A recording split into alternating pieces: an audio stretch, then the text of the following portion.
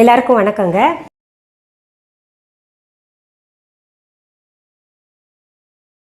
உங்களுக்கு ஒரு புதுசாக ஒரு சாம்பார் சொல்லி தர போகிறேன். சாம்பார் போங்க மேடம், எல்லாருக்கும் தெரியுமே, அதை போய் நீங்கள் சொல்லி தரீங்களா அப்படின்னு நினைப்பீங்க.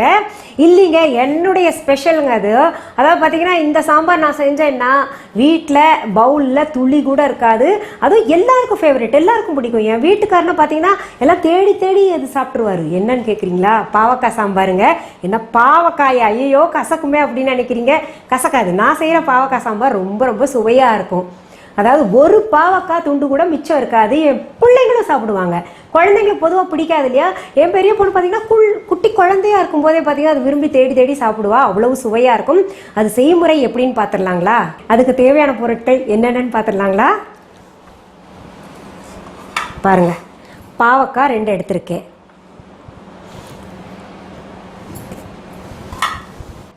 அடுத்தது தக்காளி கொஞ்சம் பெருசாகவே 3 எடுத்திருக்கேன். அடுத்தது பச்சை மிளகா 2 எடுத்திருக்கேன்.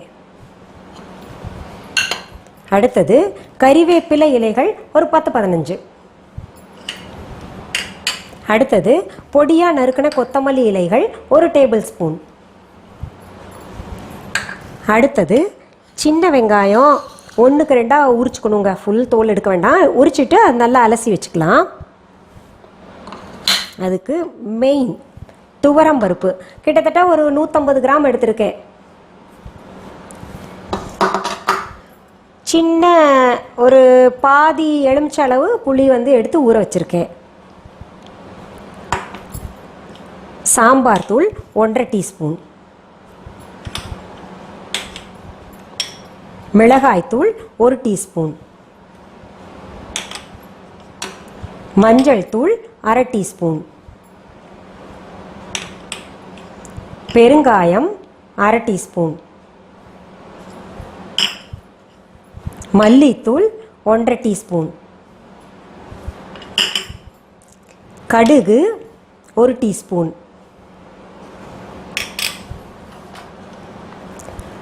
எண்ணெய் 3 டேபிள் ஸ்பூன். வெந்தயம் 1/2 டீஸ்பூன். உப்பு தேவையான அளவு. சரி, இப்போ நம்ம என்னென்ன பொருள் தேவைன்றது பார்த்துட்டோம் இல்லைங்களா? நீங்கள் நினைப்பீங்க, என்ன நம்ம மற்ற சாம்பார் செய்கிற மாதிரி தான் இது எல்லா பொருள் போடுறாங்கன்னு சொல்லிட்டு. சரி, அது செயல்முறை இப்போ பார்க்கலாங்களா? பாருங்க, துவரம்பருப்பு அலசி நான் குக்கரில் போட்டிருக்கேங்க. அதில் என்ன பண்ணும், நம்ம இந்த வெங்காயத்தை போட்டுக்கலாம். முழுசாகவே அப்படியே போட்டுக்கோங்க. அதில் இந்த 2 பச்சை மிளகா இருக்கு இல்லையா, அதையும் போட்டுக்கலாம். அடுத்தது பார்த்தீங்கன்னா கறிவேப்பிலை இருக்கு இல்லையா, அதையும் போட்டுக்கலாம். கருவேப்பிலை தாளிக்கும் போது சுருட்டிக்கும், அதனால் நான் பார்த்தீங்கன்னா அது எண்ணெய் குடிச்சிருதுன்னு சொல்லிட்டு நான் அப்படியே பச்சையாக போட்டுப்பேன் இதுலேயே வேகும்போது. அடுத்தது வெந்தயம் போட்டுக்கலாங்க. 1/2 டீஸ்பூன் இருக்கு இல்லையா வெந்தயம், அதையும் போட்டுக்கலாம். அடுத்தது பெருங்காயத்தூள் போட்டுக்கலாம். 1/2 டீஸ்பூன் சொல்லியிருந்தேன், அதையும் போட்டுக்கலாம். அடுத்ததுங்க மஞ்சத்தூள். மஞ்சத்தூள் கொஞ்சம் போட்டிருக்கேன். 1/2 டீஸ்பூனில் ஒரு 1/4 டீஸ்பூன் போட்டிருக்கேன். அப்புறம் நம்ம தேவையான அளவு தண்ணி ஊற்றி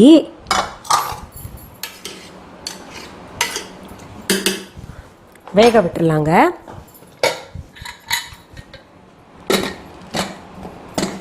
அடுப்பில் வச்சிடலாம் நம்ம. இப்போது ரொம்ப முக்கியமானது, அடுத்தது என்ன பண்ணுறோன்னா, இந்த பாவக்காய் இந்த குழம்புக்கு சுவை சேர்க்கிறது எப்படின்னா, நம்ம ஸ்லைஸ் எந்த அளவு இருக்கணும்னு பார்த்துக்கலாம். இதை பாருங்கள், ரொம்ப நைஸாகவும் இருக்கக்கூடாது, ரொம்ப தடியாகவும் இருக்கக்கூடாது, குண்டாகவும் இருக்கக்கூடாது. இந்த அளவு இருக்கணுங்க.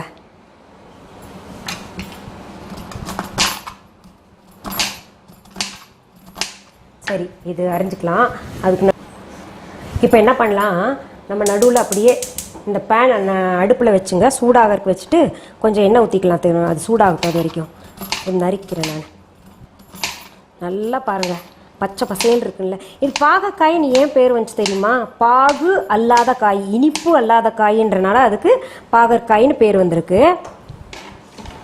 எல்லாம் நம்ம தமிழர்கள் யோசிச்சு நல்ல நல்ல பேராக வச்சுருக்காங்க. நம்ம தான் போய் இங்கிலீஷில் பிட்டர் கார்டுன்றோம், தமிழ் பெயர்கள் தெரிஞ்சுக்கிறது இல்லை.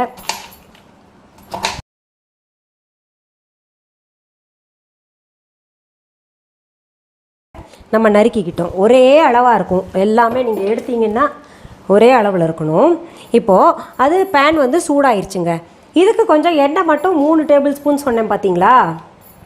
எதுக்குன்னா எல்லோரும் நீங்கள் சாம்பார் செய்யும்போது என்ன பண்ணுவீங்க, அந்த பாகக்காயை அப்படியே சாம்பாரில் சேர்த்துப்பாங்க டைரெக்டாக. அப்படி சேர்த்தாங்கன்னா தான் நமக்கு கசப்பு தன்மை கொடுக்கும். நம்ம இப்போ என்ன பண்ணோம், இந்த பாகக்காயை நம்ம தனியாக வதக்கி நல்லா ஃப்ரை பண்ணி வச்சுக்கணும்.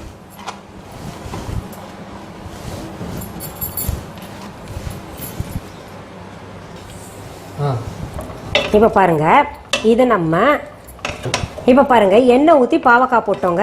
போட்டு நல்லா வதக்கணுங்க. அது வதக்கிறப்ப என்ன பண்ணணும், நம்ம உப்பு சேர்த்துக்கணும். அதில் உப்பு சேர்த்தா அந்த என்ன சொல்கிறது, அந்த கசப்பு தன்மை இருக்கும் இல்லையா, கொஞ்சம் அந்த உப்பு வந்து அப்படியே இழுத்துக்கும்.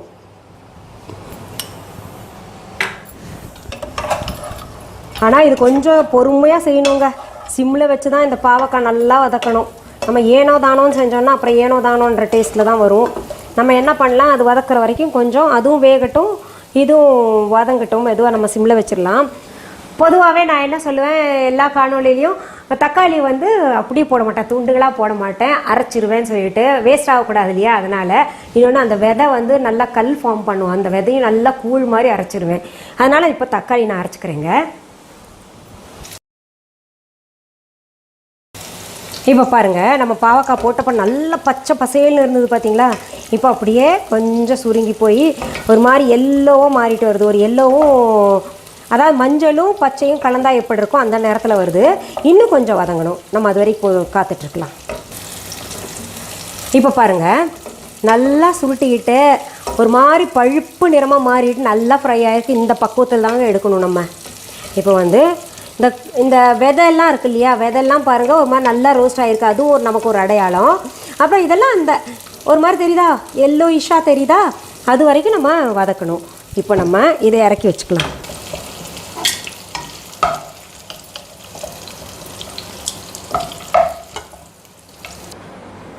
இப்போ பாருங்கள், நான் ஒரு பவுலில் எடுத்து வச்சுருக்கேன்ல இந்த பாவக்காய், எவ்வளோ இருந்தது இப்போ பாருங்கள் சுருங்கி போய் கொஞ்சம் ஆயிடுச்சு இல்லையா. சரி, இது இப்போ நம்ம தனியாக வச்சுக்கலாம். இது என்ன பண்ணலாம், இது மறுபடியும் அடுப்பில் வச்சுங்க.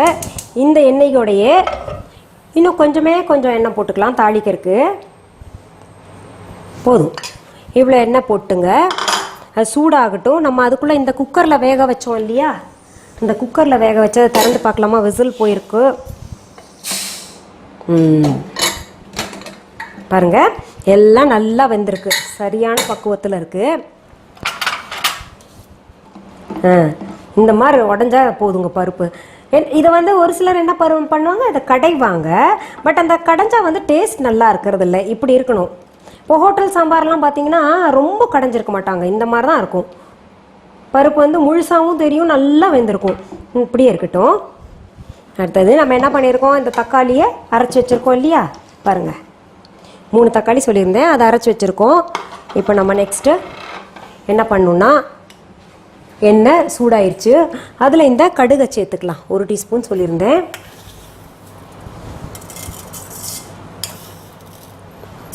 அதே எண்ணெய் தான் யூஸ் பண்ணியிருக்கேங்க, வேண்டாம் கொஞ்சம் நம்ம சேர்த்துக்கலாம். இன்னொன்றுங்க, பொதுவாக சொல்லுவாங்க சமைக்கும் போது பார்த்தீங்கன்னா பொரியல் ஒரு எண்ணெயில் சமைக்கணும். பொரியல் செய்கிறது வந்து தாளிக்கிறது தேங்காய் எண்ணெய் இல்லாட்டி நல்லெண்ணெய், அப்படி இது சாம்பார் ஒரு எண்ணெயில், அந்த மாதிரி குறிப்பிட்ட ஒரு நாளைக்கு சாப்பிட்றோம் ஒரு 2-3 வெரைட்டி செய்யணும்னா ஒவ்வொன்றும் ஒவ்வொரு எண்ணெயில் செய்யணும்னு சொல்லுவாங்க. ஒரே எண்ணெய் வந்து பயன்படுத்தக்கூடாது. ஒரே எண்ணெய்னா ரீயூஸ்டு நான் சொல்ல, ஒரே கைண்ட் ஆஃப் எண்ணெய் வந்து பயன்படுத்தக்கூடாது சமையலுக்குன்னு. இப்போ பாருங்கள், கடுகு பொரிஞ்சிருச்சு. இப்போ அடுத்தது என்ன பண்ணணும்னா, நம்ம அரைச்சி வச்சுருக்கோம் இல்லையா தக்காளி, அதை ஊற்றிக்கலாம்.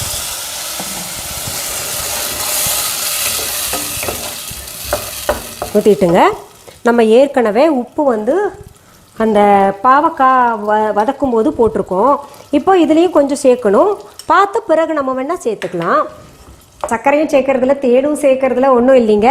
நீங்கள் இந்த மெத்தட்லேயே செஞ்சிங்கன்னா ரொம்ப சுவையாக இருக்கும். பாருங்கள், இப்போ உப்பு போட்டிருக்கேன்ல. அடுத்தது நம்ம மஞ்சத்தூள் போட்டுக்கலாம். ஏற்கனவே பருப்பில் போட்டிருக்கோம், இன்னும் கொஞ்சம் நான் அதில் பாதி இதில் பாதி சேர்த்துப்பேன். ஏன்னா மஞ்சத்தூள் வந்து நமக்கு கிருமி நாசினி அது ஒன்று, அப்புறம் வந்து வயிற்றில் இருக்கக்கூடிய புண்ணெல்லாம் ஆற்றிடும். எந்த ஒரு இருந்த கிருமிகள் இருந்தாலும் அழிச்சிரும் இல்லையா. கொஞ்சம் மஞ்சத்தூள் நான் வந்து கொஞ்சம் கூடுதலாகவே வழக்கத்தை விட பயன்படுத்துவேன். அதுக்கடுத்தது பார்த்திங்கன்னா நம்ம இப்போவே உடனே மிளகாத்தூள் சேர்த்துக்கலாம். 1 டீஸ்பூன் சொல்லியிருந்தேன், மிளகாத்தூள் சேர்த்துட்டேன். அடுத்தது மல்லித்தூள் 1.5 டீஸ்பூன் சொல்லியிருந்தேன், மல்லித்தூள் போட்டாச்சு. அடுத்தது சாம்பார் தூள். மல்லித்தூளும் சாம்பார் தூளும் ஒரே அளவு இருக்கணும்.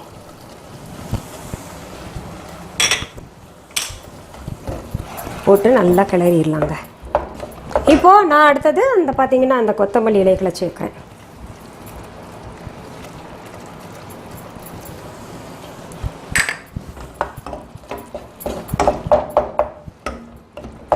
இந்த தக்காளி வந்து பச்சை வாசனை போட்டுப்பா. தக்காளி மட்டும் இல்லை, அதில் போட்டிருக்கிற அந்த மல்லித்தூள் மிளகாத்தூள் இதெல்லாம் பச்சை வாசனை இருக்கும் இல்லையா, அது போகிற வரைக்கும் நம்ம கிண்டிக்கிட்டு கிளறிட்டு இருக்கலாம்.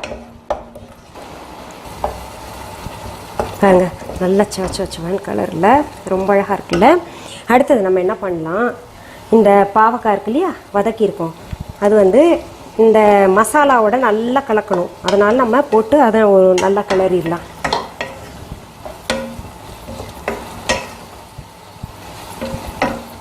பாருங்க நல்லா அந்த மசாலாவோட மிக்ஸ் ஆகிடும். இப்படி இருக்கணும். கலந்த உடனே கொஞ்சம் நம்ம தண்ணி சேர்த்துக்கலாம்.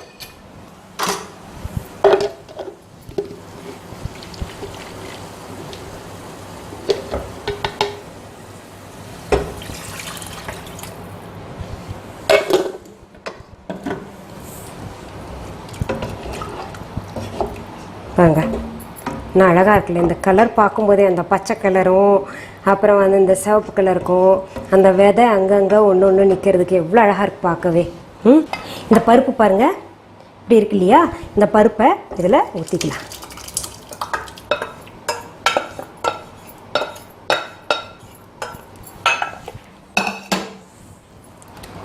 ஊற்றி எல்லாம் சரிசமமாக கலந்து விட்டுட்டு, இப்போ தண்ணி நமக்கு சரியாக இருக்கான்னு பார்த்துக்கணும். தண்ணி வந்து இன்னும் கொஞ்சம் குழம்பு வந்து இதாக இருக்கலாம், லிக்விடாக இருக்கலாம் அப்படின்னு நினச்சா கொஞ்சம் ஊற்றிக்கலாம். நான் கொஞ்சம் சேர்க்குறேன் இப்போது, ஏன்னா இதுக்கப்புறம் கொதிக்கணும்ல.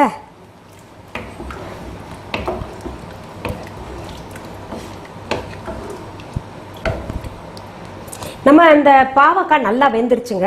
எந்த ஒரு காயும் போட்டு வேகறதுக்கு முன்னாடி நம்ம புளித்தண்ணி போடக்கூடாது. ஏன்னா புளித்தண்ணி போட்டோம்னா நம்ம எந்த காயும் சீக்கிரத்தில் வேகாது. அதனால என்ன பண்ணுறோம், நம்ம பாவக்காய் வதக்கும் போதே நல்லா அது வெந்துருச்சு, 3/4க்கு மேலே வெந்துருச்சுங்க. இப்போ வந்து குழம்புல போட்டு இப்போ தக்காளியில் இது கிளறணும் இல்லையா, அதுலேயும் கொஞ்சம் வெந்துருச்சு. இப்போ கடைசியில் நம்ம இந்த புளித்தண்ணி ஊற்றுறோங்க. நான் புளி கரைச்சி வச்சுருக்கேன். கரைச்சி வச்சதை வந்து இதெல்லாம் ஃபுல்லாக ஊற்றிக்கலாம். ரொம்ப கொஞ்சம் தான் நான் புளி பயன்படுத்துவேன்.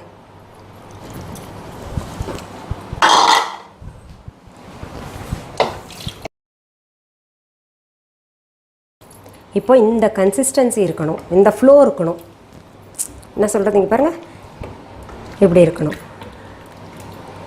இப்போது என்ன பண்ணலாம், நம்ம இந்த மூடி போட்டு மூடி விட்டுடலாம். நல்லா கொதிக்கட்டும், நல்லா நுரையா அந்த மஞ்சள் கலர்லாம் வந்து மேலே நிற்கணும். இன்னும் கொஞ்சம் பாவக்காய் வெந்துடணும். அதுக்காக நம்ம மூடி வச்சுட்டா கொஞ்சம் காத்திருக்கலாம்.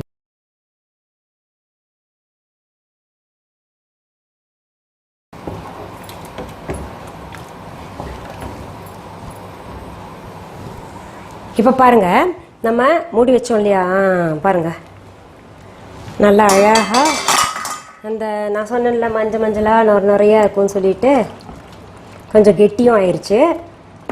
மீதம் பாவக்காய் வேக வேண்டியதும் சரியாக வெந்திருக்கு பாருங்கள்.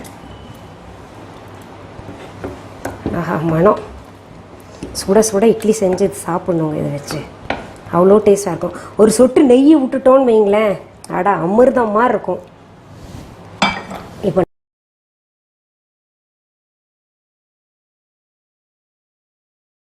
இப்போ பாருங்கள், பாவக்காய் குழம்பு அங்கங்கே பாவக்காய், பச்சை மிளகா, அந்த பாவக்காய் விதை எல்லாம் சேர்த்து என்ன அழகாக இருக்குது பார்க்கவே. இதில் நம்ம கார்னிஷிங் வந்து அங்கங்கே கொத்தமல்லி இலைகள் போட்டுக்கலாம். பாவக்காய் சாம்பார், அதாவது தித்திக்கும் இனிக்கும் பாவக்காய் சாம்பார்னே சொல்லாங்க இதுக்கு. அவ்வளோ நல்லா இருக்கு. நான் நடுவில் டேஸ்ட் பண்ணி பார்த்தேன், ரொம்ப டேஸ்டா இருக்கு. மீண்டும் உங்களை பார்க்கலாமா? வணக்கம். அன்பான வாடிக்கையாளர்களே, உங்கள் விஹா ஸ்டோரில் பூஜை பொருட்கள், சிலைகள், ராசிக்கற்கள், வாஸ்து பொருட்கள், விதைகள், பாரம்பரிய அரிசி வகைகள், சிறுதானியங்கள், ஆர்கானிக் பொருட்கள், மூலிகை எண்ணெய், மளிகை பொருட்கள், மரச்செக்கு எண்ணெய், மரப்பொருட்கள், வெள்ளி ஆபரணங்கள், கிஃப்ட் ஆர்டிகல்ஸ், காட்டன் மற்றும் பட்டு புடவைகள், காட்டன் சுடிதார்கள், பட்டு பாவாடை, குழந்தைகளுக்கான விளையாட்டு பொருட்கள், ஹை குவாலிட்டி இமிடேஷன் நகைகள், வீட்டு உபயோக பொருட்கள், ஜூட் பேக்ஸ், ஹேண்ட்மேட் சோப்ஸ், அழகு சாதன பொருட்கள், சிறுதானிய பிஸ்கெட்டுகள், ஹோம் அப்ளையன்சஸ், இன்னும் பற்பல பொருட்கள் விற்பனைக்குள்ளது. விஹா ப்ராடக்ட்களை நீங்கள் வாங்க விரும்பினால் அது எங்களுடைய viha.online வெப்சைட் மற்றும் சென்னை ராஜா அண்ணாமலைபுரத்தில் உள்ள எங்கள் விஹா ஸ்டோரில் மட்டுமே கிடைக்கும் என்பதை தெரிவித்துக் கொள்கிறோம். வேறு எந்த ஆன்லைன் வெப்சைட்களிலும் விஹா ப்ராடக்ட்கள் விற்பனைக்கு கிடையாது என்பதை நீங்கள் கவனத்தில் கொள்ள வேண்டும். எங்கள் விஹா ஸ்டோரின் விலாசத்தை கண்டறிய கூகுள் மேப்ஸில் விஹா ஸ்டோர் என்று டைப் செய்தால் வழியை கண்டறியலாம். www.viha.online வெப்சைட்டிலும் விஹா ஸ்டோரின் அட்ரஸ் உள்ளது.